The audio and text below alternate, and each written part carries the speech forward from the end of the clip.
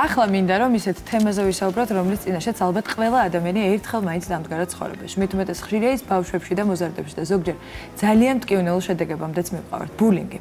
პრობლემა, რომელიც თითქმის ყველგან გვხვდება სახლში, ეზოში, ქუჩაში, სკოლაში, საბავშვო ბაღშიც კი. ბულინგის რა ფორმები არსებობს და რა შედეგამდე მივყავართ? მას ამას ჩვენი სტუმარი, მედიცინის დოქტორი, ფსიქოთერაპევტი, ფსიქორეაბილიტაციის სტაციონარ სანამეტეს თანადამფუძნებელი ნინა მენაღარიშვილი გვეტყვის. მოგესალმებით ნინა. ნინა, გამარჯობა, როგორ ხართ? კარგად და ყოველთვის ძალიან კმაყოფილი თქვენთან ერთად რო ვარ. კი ბატონო. ნინა, დავიწყოთ საუბარი იმით, თუ რა არის ბულინგი ფსიქოლოგიური თვალსაზრისით და რა გავლენას ახდენს ეს ადამიანის ფსიქოლოგიას. დავიწყოთ, იმიტომ რომ საკმაოდ აქტუალური თემაა და საკმაოდ მწვავედ გადასატანი. ანუ ბულინგი, თუ შეიძლება ესეთი განმარტება მოუძებნოთ, ბულინგი არის სისტემატიური ქმედება სხვა ადამიანზე, ვერბალური თუ ფიზიკური, რომლის ერთადერთი მიზანი არის, რომ ადამიანს წაართვა ღირსება, ატკინო და ცუდად აღრძნობინა თავი. და ძირითადად ბულინგის განმახორციელებელი ის ადამიანები არიან, ვინც ალბათ თავს კარგად არ გრძნობენ. კომპლექსიანი ადამიანი. ლაღი და ბედნიერი ადამიანი არავის არ ჩაგრავს, იმიტომ რომ ეს არის ჩაგვრა და ლაღი და ბედნიერი ადამიანი ამით სიამოვნებას ვერ იღებს. რა თქმა უნდა, ის ადამიანი, ვინც ამას ახორციელებს, ჩაგვროს, ბულერს ვეძახით, მას თავისი მთელი რიგი პრობლემები აქვს. და ამიტომ არის მნიშვნელოვანი რომ ვილაპარაკოთ რომ ეს არ არის ვიღაცა ცუდია და თითი გავიშოროთ, ეს არის სოციალური პრობლემა.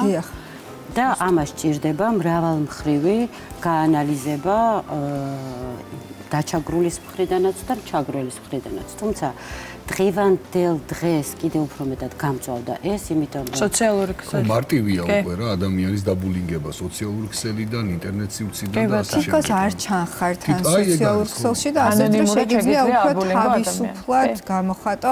ალბათ რასაც გქონია რომ აი ბოღმა, შური, აი ყველაფერი ცუდი რეალურად, თუმცა არის თუ არა ჩაგვრელი ამ შემთხვევაში ფსიქოლოგიური პაციენტი, ასე ვთქვათ, არ ვიცი სწორად განმარტავ თუ არა ამას, ისიც რამე დავიგულისხმო, სჭირდება თუ არა მას ფსიქოლოგის ან ფსიქიატრის დახმარება ასეთ დროს. კი, რა თქმა უნდა ჭირდება, აუცილებლად ჭირდება, იმიტომ რომ ის თავისი ავტორიტეტის თუ რაღაცა ძალაუფლების გამოხატულების ესეთი როგორ გითხრათ ძალადობრივი გზას რომ იყენებს და არ აინტერესებს სხვა ადამიანი როგორ იქნება, მას ჭირდება, მას ეს არა მარტო ეს ქმედება ჭირდება, ფსიქოლოგიური დახმარება ჭირდება თუ რას იკომპენსირებს ამითი.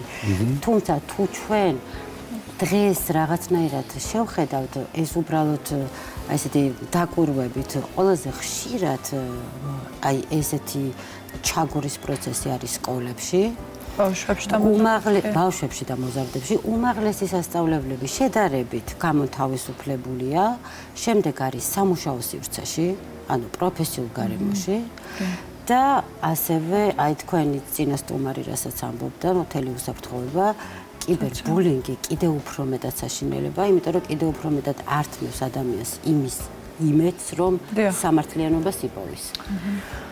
პასუხის გაცემის საშუალებაც არ გაქვს ძალიან ხშირ შემთხვევაში, ხო? და ეგეც ძალიან მნიშვნელოვანია, ვიღაცა რაღაც შეურაცხყოფას გაყენებს, ჩაგრავს, გაბულინგებს და შენ ვერაფერს ვერ ეუბნები აქედან და ეს უფრო მძიმე დაისახება მერე შენს ფსიქოლოგიაზე, ნერვულ სისტემაზე და ასე შემდეგ. მაგას იმიტომ რომ მე ვარ თამამად შემიძლია ვთქვა, რომ სოციალური ქსელებიდან დაბულინგებული საკმაოდ დიდი დოზით და დიდი მასშტაბით, თუმცა ეს არასდროს არ მეტყობოდა ეს გარეგნულად. ხო, რა თქმა უნდა. მართლა, იმიტომ რომ იგნორით გავაკეთა ყველაფერი. აბსოლუტურად არ ვიცი ეს როგორ ავხსნა და როგორ, იმიტომ რომ ერთხელ მახსოვს მკითხეს, რომ როგორ გადაიტანა ეს ყველაფერი.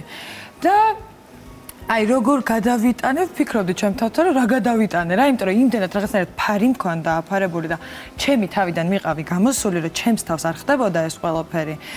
მაგრამ არიან ადამიანები, რომლებსაც განსაკუთრებულად მოქმედებს ეს ყველაფერი და ყველას ეტყობა გარეგნულად და ამ შემთხვევაში როგორ უნდა მოვიქცეთ ამ ადამიანების. აი ძალიან მნიშვნელოვანი საკითხი წამოჭრა მარიამა, რომ ერთი არის ეს ქმედება, რომ ეს აბსოლუტური უსამართლობაა, თუმცა ყველა ერთნაირად ვერ გამოხატავს, რა თქმა უნდა. ვერც გამოხატავს და ვერც უძლებს, ანუ ის მექანიზმები, რითიც თავს ვიცავთ ამისგან, აი როგორც აღნიშნე, რომ მე თითქოს გამოვედი და ველოდებოდი, რომ ეს გადაივლის, რომ შემდეგ გამეგრძელებინა რაღაცა ტიპის ჩემი ცხოვრება.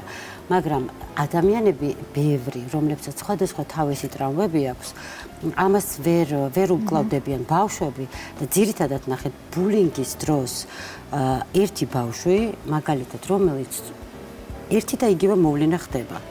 ანუ სისტემატიურად ხდება ვიღაცა ცემს სკოლაში. აი ძალიან ბანალური კარიკატურული მაგალითი რო ვთქვა. ერთი ბავშვის აღქმაში ეს იქნება, რომ მე ვჩხუბობ ხშირად სკოლაში.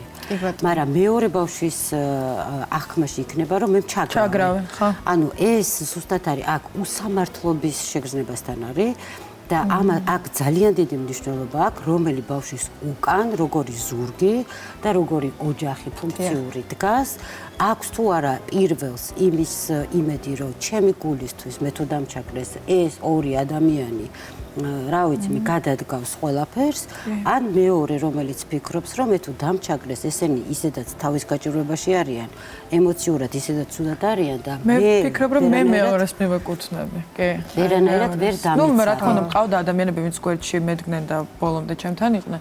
თუმცა აი ეგ მქონდა რა, აი რაღაც შუთ გადარჩენის ინსტინქტი არ ვიცი. შინაურებისგან ვერ იტან მაგას. აი, თითქოს შინაურებისგან კარგად მესმის. აი მაგას აი მას ვერ ივიწყებ რა, გამორიცხულია შინაურებისგან. მაქვს მე რამდენად მნიშვნელოვანია ვინ იქნება მჩაგვრელი, ანუ ვისგან მომდინარეობს ეს ბულინგი, იქნება ეს მასწავლებელი სკოლაში, იმიტომ რომ სამწუხაროდ ხვდებით ხოლმე ასეთ შემთხვევებსაც, იქნება თანაკლასელი, თუ იქნება უბრალოდ ქუჩაში გამვლელი მაგალითად, იმიტომ რომ ხშირად ასეთი ბულინგის მსხვერპლიც ხდებიან ხოლმე ბავშვები განსაკუთრებით. ნახეთ, ეს იქნება რომ მიუყვეთ თქვენს შეკითხვას, ეს იქნება მასწავლებელი თუ მოსწავლე, განსხვავება იმაშია, რომ როდესაც მოსწავლე ჩაგრავს, იდეაში უნდა ქონდეს იმედი, რომ კანონი ავტორიტეტი დამიცავს, მასწავლებელი დამიცავს, რაც რეალურად ძალიან იშვიათად ხდება და ამიტომ არის რომ ეს ბავშვები ძალიან უსამართლობაში არიან. მით უმეტეს თუ ეს მასწავლებელია, მით უმეტეს თუ ეს ის ადამიანია, ვისაც მისი უსაფრთხოება ევალება სკოლის კედლებში, კიდევ უფრო დიდი არის უიმედობა, იმიტომ რომ ეს თუ ჩაგრავს, სად ვიპოვო სამართალი და მაშინ უკვე გადადის მშობლების როლზე, რამდენად დიპლომატიურად თუ კორექტულად ჩაერევიან და რამდენად ამ ბავშვს აქვს თავისუფლება, რომ მივიდეს და გაუზიაროს ამ მშობლებს, რომ რამდენად ცუდ დღეშია აქ, ეს მთელი ჯაჭვი არის, იმიტომ ვამბობ, რომ ერთმნიშვნელოვანი არ არის. შემთხვევითი გამვლელი ვერ დაგვაბულინგებს. იმიტომ რომ შემთხვევითი გამვლელი რას ფიქრობს ჩვენზე? არ გვაინტერესებს ძირითადად. შეიძლება ვთქვათ, რომ ანუ უჭირს ვიღაცას რაღაცა მომაძახა, ან გამოიწია, შეიძლება მატკინოს, შეიძლება დამჩაგროს, მაგრამ ეს ბულინგი არ იქნება, იმიტომ რომ მის წინაშე ჩვენ სამართლიანობა და რა ვიცი, პოლიციას თუ გამოუძახეთ და რაღაცას შორს წავიდა, გასაგებია, ეს არის ჩვეულებრივი ცუდი ქმედება ჩემს მიმართ. ერთჯერადი შემთხვევა. და თან მასთან ერთად გვერდ ყოფნა აღარ მიწევს. ანუ ძალიან ძნელია, როცა ხარ საზოგადოებაში და იმ საზოგადოებაში შენი თავი არ მოგწონს. შენი თავს აღიქვავ როგორც უსუსურად და შენ თავს აღიქვავ ისე, რომ ნებისმიერ აბსოლუტურად უსაფრთხოების ჩარჩომა გორღული და ნებისმიერ ადამიანს, ვისაც მოუნდება, რომ მე დამამციროს, ისე დამამცირებს, რომ არანაირ მე ხო თავს ვერ ვიცავ და ვერც ვერავინ ვერ დამიცავს. აი ეს არის ის უიმედობა. ეს არის ის მდგომარეობა, რომელსაც ადამიანი მიყავს უკვე ფსიქიატრიულ დიაგნოზამდე. დიახ, აი ბულინგის განთავდაცვის მექანიზმი, რომელიმე შეიძლება სწორად ან არასწორად ჩავთვალოთ, იმიტომ რომ მარიამ რაც აღნიშნა, რაც ისაუბრა, მეც ვიზიარებ და მეც ასე ვიქცევი ხოლმე, იქნება ეს ახლობლისგან თუ მეტნაკლებად ახლობლისგან, უფრო სულ იგნორი, ეს არის ძალიან კარგი საშუალება ჩემთვისაც, მაგრამ უფრო უკეთესი ხო არ არის ამის გაზიარება და აი სამართლიანობის პოვნა, მაგალითად მასწავლებელთან, მშობელთან, უფროსთან თუ ასე შემდეგ.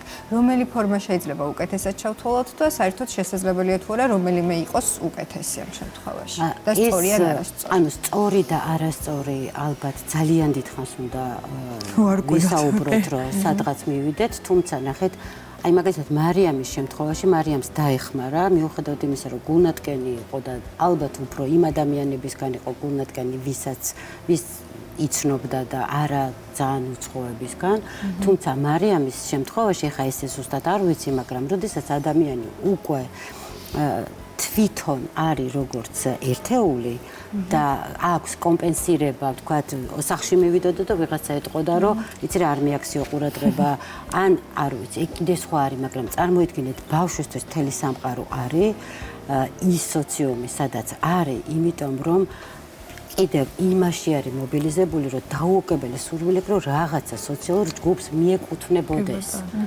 და როდესაც ეს არის აბსოლუტური მარცხი, ეს არის ფაქტიურად როგორ გითხრათ, ვეღარ ხედავენ წინ რითი შეიძლება ეს გამოსწორდეს და როგორ შეიძლება თავის უფრო კარგი ვერსია იყოს იმისთვის, რომ თავის აღარ მოწოს. კი, ეგრე. ერთი კითხვა მაქვს, ნუ ისევ ჩემს მაგალითზე ვიტყვი. მაინტერესებს, ანუ ამ ყოველფერს არ განვიცდიდი იმ პერიოდში. ერთი კითხვა მაქვს, რომ აი თუ გროვდება ეს ყველაფერი სადმე და აი შეიძლება რაღაცა ერთ დღეს გასკდეს. რა თქმა უნდა, არაფერი უკვალოდ არ ქრება. ხო, აი ეგ მაინტერესებს, აი როდის შეიძლება რომ ეს ყველაფერი გასკდეს ერთ დღეს. არაფერი უკვალოდ არ ქრება. უბრალოდ მარიამ, არ გისურვებ, მაგრამ შემდეგში თუ იგივე გამოცდილება რაღაცნაირად გექნება, ორი ვარიანტი ეს არ ვიცით ფსიქიკა რას უზავს. ან ფსიქიკა ჩათვლის, რომ რამაც არ მომკლა, გამაძლიერა და მეტად უფრო იმუნიტეტი ამის მიმართ ან აი იქ რო ძლივს გაუძელი ამას უკვე ვეღარ გადავიდან. ამიტომ არის რომ ძალიან დიდი მნიშვნელობა აქვს როგორ რეაგირებენ ადამიანები იმაზეც თუ რამდენად მყიფეა ფსიქიკა, რამდენად ძლიერია ფსიქიკა, რა თავდაცვის მექანიზმებს იმუშავებს. თუმცა რაც არ უნდა ძლიერი იყოს ადამიანი, ეს იმას არ ნიშნავს, რომ ვიღაცას შეიძლება კონდეს უფლება რომ დაჩაგროს და ამიტომ აქ ჩვენ ახლა ვლაპარაკობთ, უბრალოდ მინდა რომ მოვასწრო, ეს ძალიან მნიშვნელოვანია, რასაც ვიტყვი, რომ აქ ვლაპარაკობთ ბულერზე და დაბულინგებულ ადამიანზე, მაგრამ რეალურად ამათ გარშემო ვინც არიან.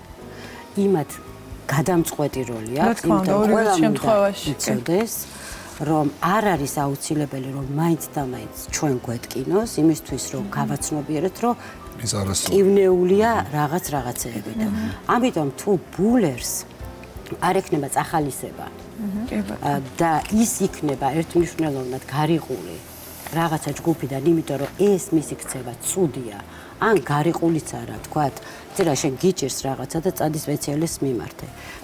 ეს კიდე უფრო მეტად გააადვილებს, რომ არ იყოს წახალისებული, რომ ყველაზე მაგარი ტიპი არის ის, ვინც ვიღაცას ჩაგრავს. კი ბატონო. უბრალოდ შემდეგ უკვე გაზრდის და ზრდის მომენტი. აი, ხვდებით უკვე რომ ეგ არ არის. აღარ იყოს სწორი, თუმცა ზოგი ხვდებით, მაგრამ დღევანდელ საზოგადოებაში სამუშაო სივრცეშიც და დასრულებშიც ძალიან მნიშვნელოვანია აი ეს ბულინგი და ჩაგვრა, იმიტომ რომ ავტორიტეტი სად მთავრდება და სად იწყება რაღაცაზე უფლება რომ მიმართო თანამშრომელს და ამიტომ ამ შემთხვევაში დაქირავებულს უნდა ქონდეს ყოველთვის იმედი, რომ კანონი დაიცავს და იმ ნახეთ, ბევრი ვერც ამბობს, რომ ცუდად მექცევა უფროსი, იმიტომ რომ ეშინია უმუშევარებაში. კაბატონინა, ყველაზე მნიშვნელოვანი ალბათ.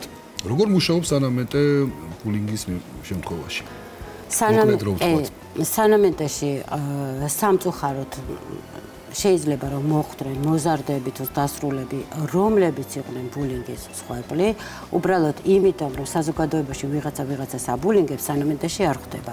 აი ზუსტად მაგას ვამბობთ, რომ იქიდან გამომდინარე, რამდენად მყიფეა ადამიანის ფსიქიკა, ეს მიზეზი შეიძლება გახდეს ძალიან ცუდი მდგომარეობის, აი როგორ გითხრათ, ძალიან ცუდი მდგომარეობის და ყველამ უნდა საზოგადოებამაც უნდა აიღოს ეს პასუხისმგებლობა, რომ გარედანაც რომ ხედავდეთ, რომ ვიღაცას